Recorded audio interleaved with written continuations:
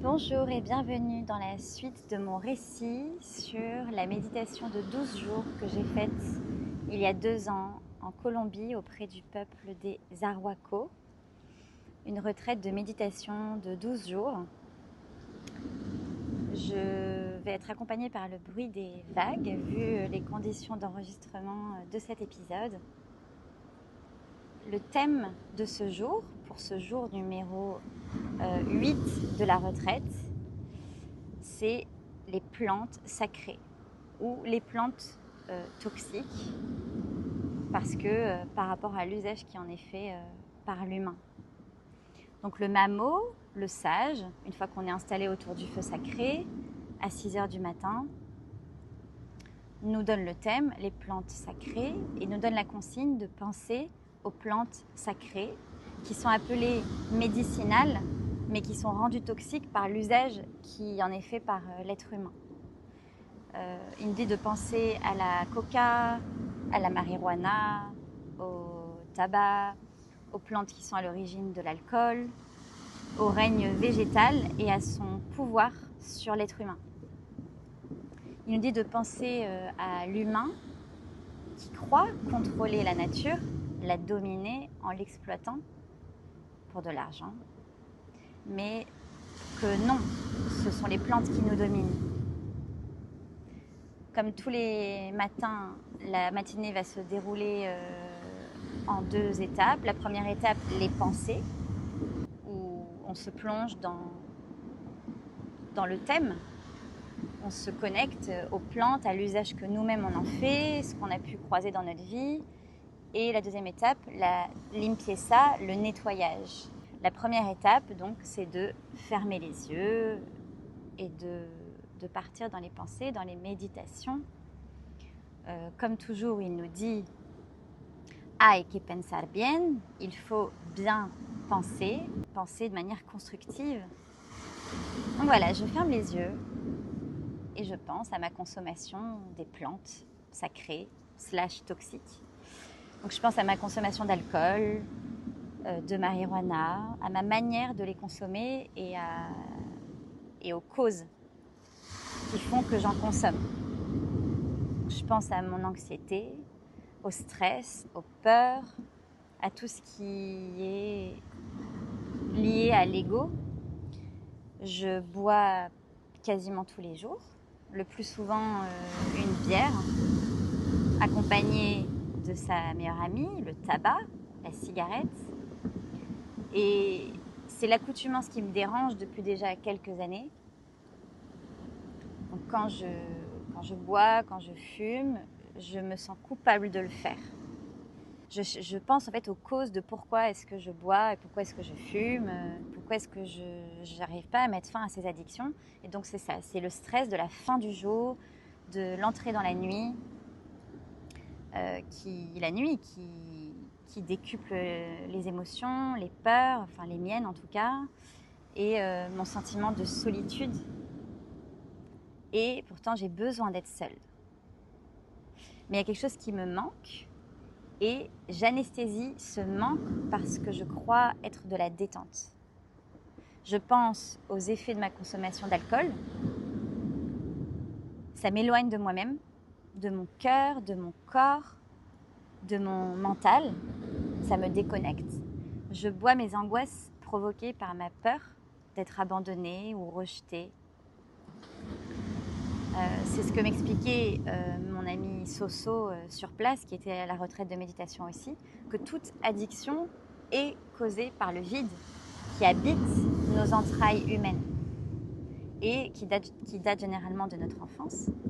Parce qu'un rien suffit à un enfant pour se sentir abandonné ou rejeté, qu'il suffit une fois, si le parent n'est pas là alors que l'enfant en a besoin, qu'il a besoin de se sentir écouté, regardé, et que ce n'est pas le cas, eh bien ça crée des traumas, des blessures qu'après on grandit avec. Donc c'est globalement tous les êtres humains, puisqu'il n'y a pas de parents capables d'être à l'écoute H24. Il y a forcément des moments d'impatience, c'est une petite parenthèse. Et donc, je pense à mes addictions qui sont la conséquence de cette blessure, de ce vide intérieur que ni l'alcool, ni la cigarette, ni la marijuana viennent combler au final. Je pense à la consommation de mon entourage et de ma famille, de ma mère, de mon père. Je pense au fait que ma mère n'assumait pas le simple fait que l'alcool altère son état de conscience.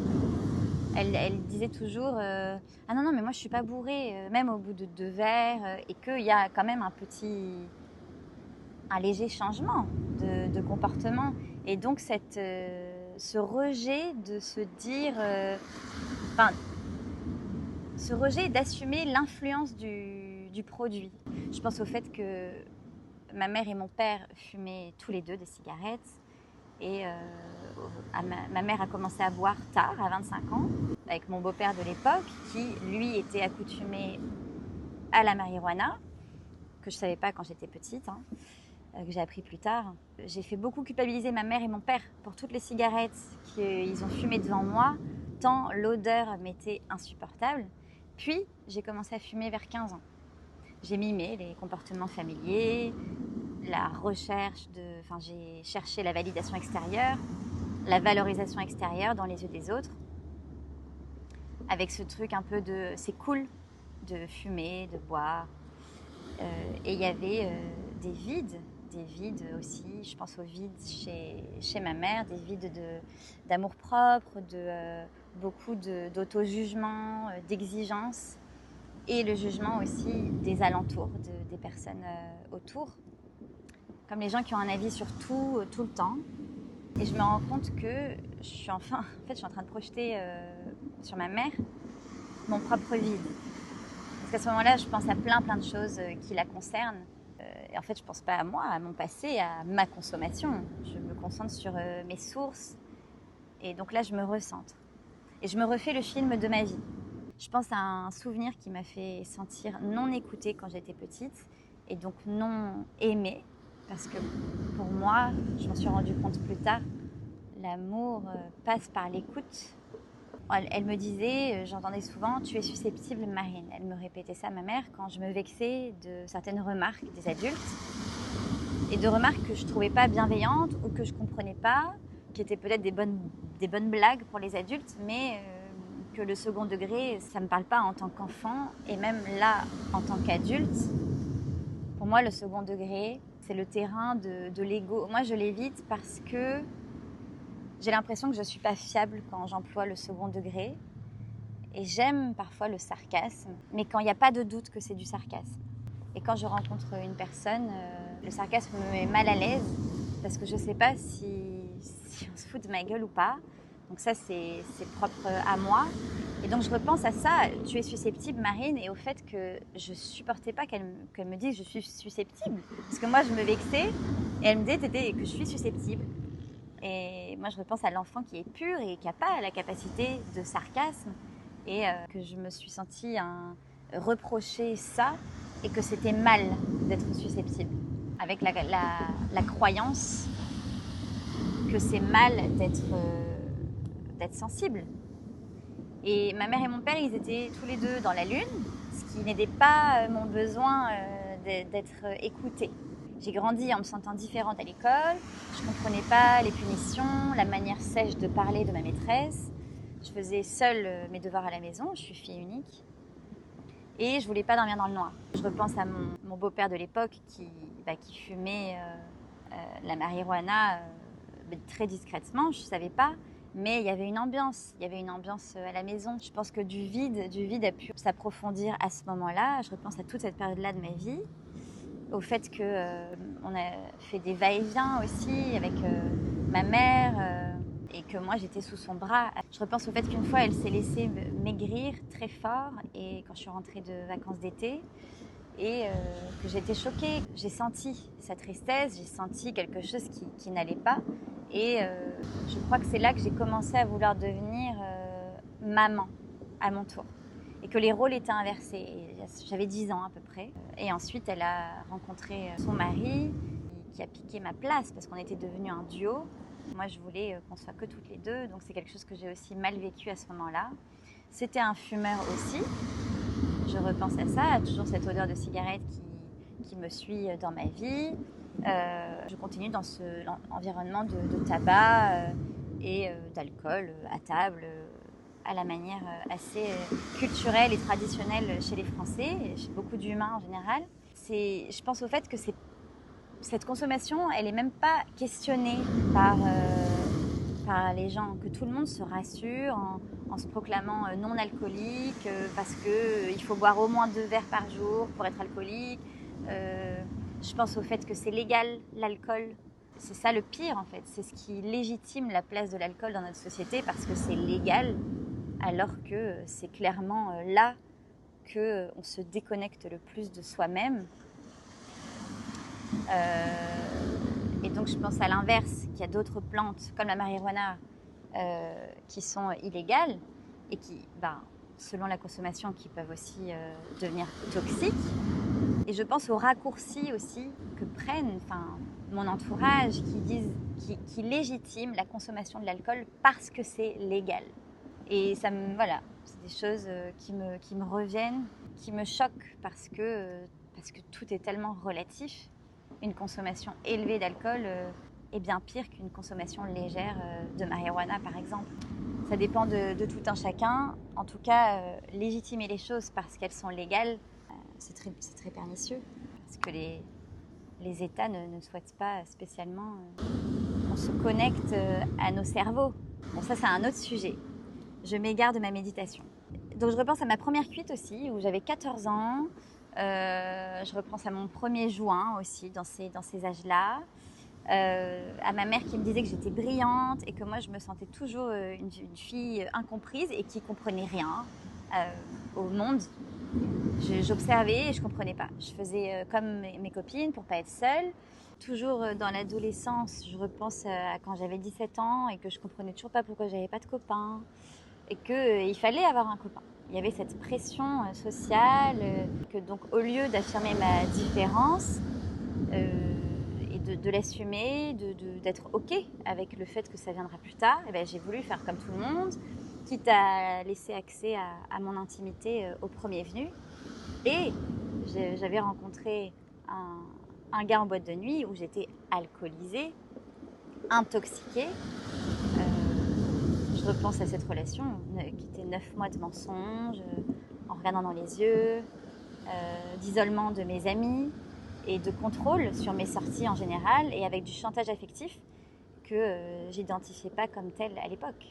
Et où là, je commençais à m'oublier en tant que personne dans une relation amoureuse. Je repense au fait qu'on m'a pas trop expliqué comment ça marche les relations, la confiance, le respect de soi, le respect de l'autre et au fait que ma mère avait elle-même vécu à travers le regard des autres, des hommes.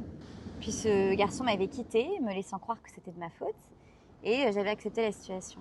J'avais déjà à cœur à ce moment-là de laisser les gens libres de faire ce qu'ils veulent. Et je repense au fait que c'était pas le cas de toutes mes copines, qu'il y avait beaucoup de jugement et que j'étais jugée, moi, dans ma propre vie.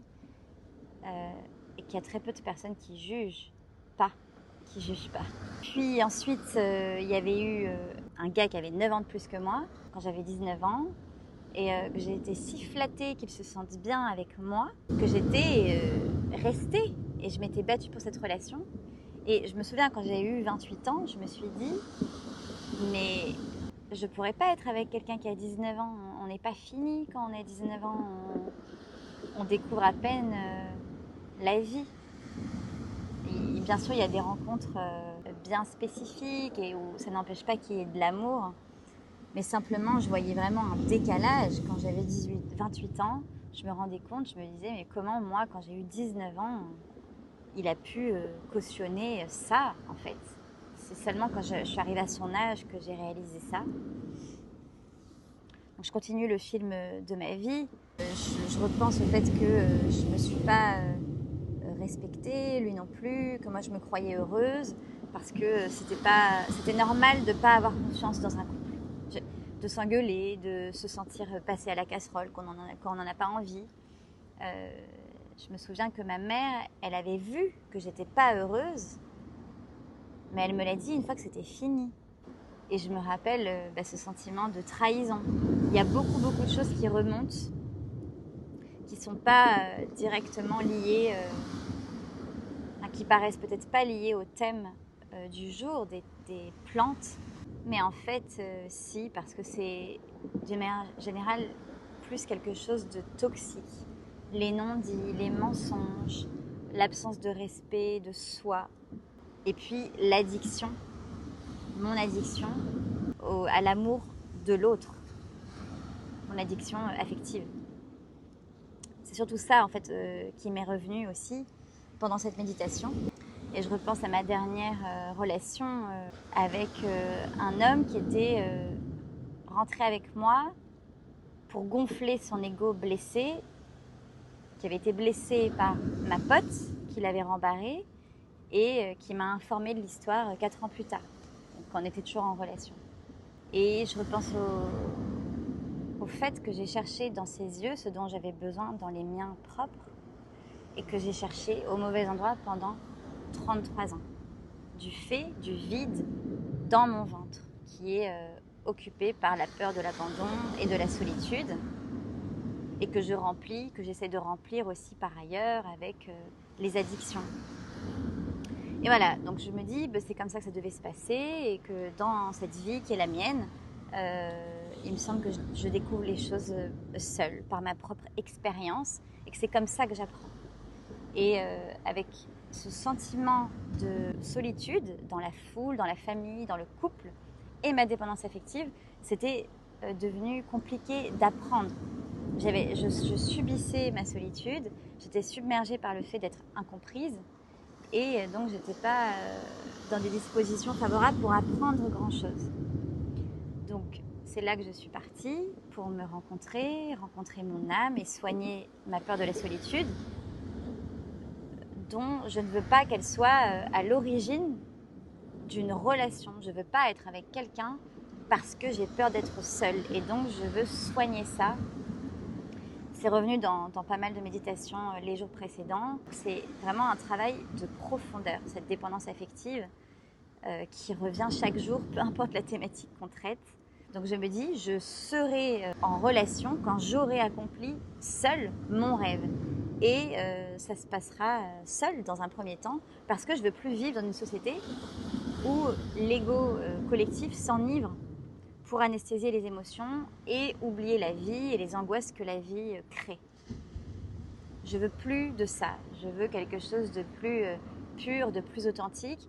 Et je réalise que je ne veux plus embaumer mon cerveau, embaumer mon corps avec des substances toxiques. À la base sacrée, mais avec un usage toxique.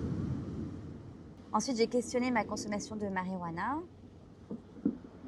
Et je repense à ma manière préférée d'en consommer, qui est de fumer seule, 1 ou 2 heures avant de dormir, de temps en temps, pour voyager dans mon inconscient et recevoir des réponses. Et donc je me dis que ça me semble respecter la sacralité de la plante quand je la consomme comme ça. Et puis il y a des fois où littéralement je me termine après une soirée enivrée pour des raisons que je peine à expliquer de mal-être, allez, je vais bien dormir, j'ai passé une bonne soirée, je vais remettre une couche et là je vais bien dormir. Et tout en me réveillant vaseuse. Donc voilà, cercle vicieux dont je prends conscience, j'avais jamais vraiment pensé de cette manière-là. Après ça, c'est le nettoyage, c'est la 2e étape. Donc on fait une petite pause et le MAMO nous invite à nettoyer tout ce à quoi on vient de penser. Donc tous les blessures qui me sont remontées, des comportements de mes parents quand j'étais petite et qui m'ont blessée, toutes mes consommations qui ne sont pas responsables, qui sont dans l'excès. Tout ça, on est invité à le nettoyer. Il y a toujours ce mouvement où on a les bouts de coton dans la main, On fait un mouvement comme ça circulaire au niveau de la poitrine, vers le sol, et on nettoie. J'ai beaucoup de ménage à faire, donc je nettoie.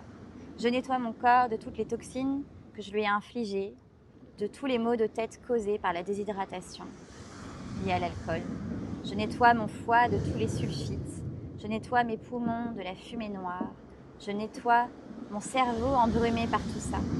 Je nettoie chacune de mes cellules salies par mes soins. Mes soins. Je nettoie mon corps de l'anxiété, de sa solitude et de l'ignorance de ma propre existence. De l'ignorance de ma valeur et de ma force. Je nettoie mon corps de ces sources d'anesthésie éphémères qui me fatiguent sur le long terme, me baissent mon énergie et mon moral et ma force et ma foi. Je veux et je peux mener la vie dont mon corps et mon âme ont besoin, loin de la civilisation et de ses tentations destructrices, avec ma créativité comme compagnie. Et j'aurai un poêle de masse pour survivre au froid dans ma maison en autarcie. Donc là, à ce moment-là, je fais un rejet un petit peu radical dans ma méditation, où je veux vraiment prendre de la distance avec tout ce qui est lié à la ville, à la vie citadine, à toutes ces terrasses, les soirées, tout ce qui me paraît si éloigné en fait de la nature et de ce qui me nourrit moi en profondeur. C'est pour ça que je parle d'autarcie et que je dis que je veux me tenir loin de la civilisation. Donc la conclusion de cette méditation de ce jour-là, c'est qu'en fait parler des addictions, alcool, cigarettes, tabac, marijuana, j'aurais pas dit addiction, mais en tout cas une consommation qui n'est pas toujours dans le sacré,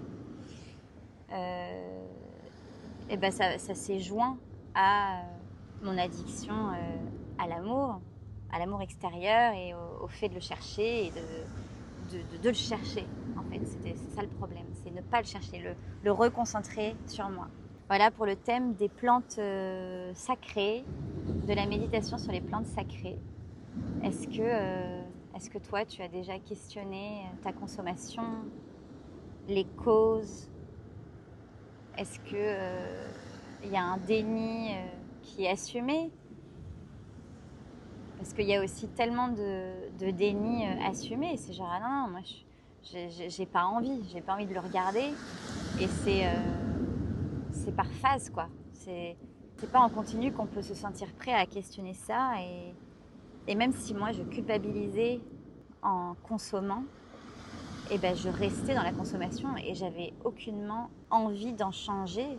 Et parce que je m'en sentais même pas capable. Je n'avais pas envie, je m'en sentais pas capable. Donc, cette retraite de méditation, j'en suis sortie en apprenant à m'aimer plus, moi-même, à m'assumer du coup, bon, tout ce qui va avec le fait de s'aimer soi et du coup se respecter, s'honorer.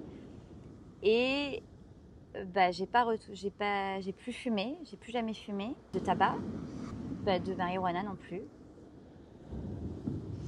Et alcool, c'était comme si mon corps il le supportait plus, ou j'avais même plus envie.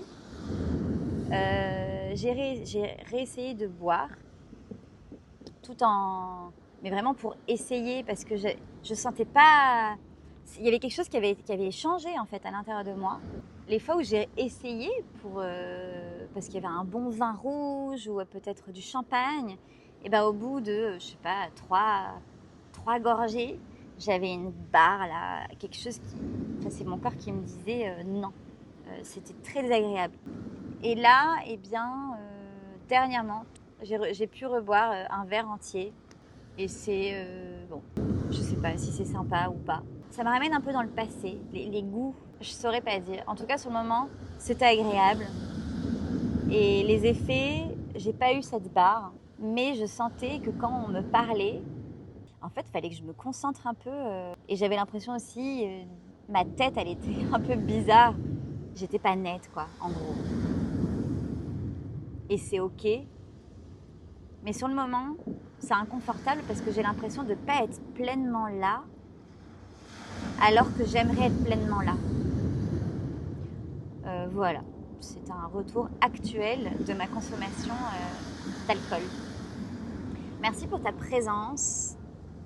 J'espère que mon récit a pu résonner de manière constructive pour toi.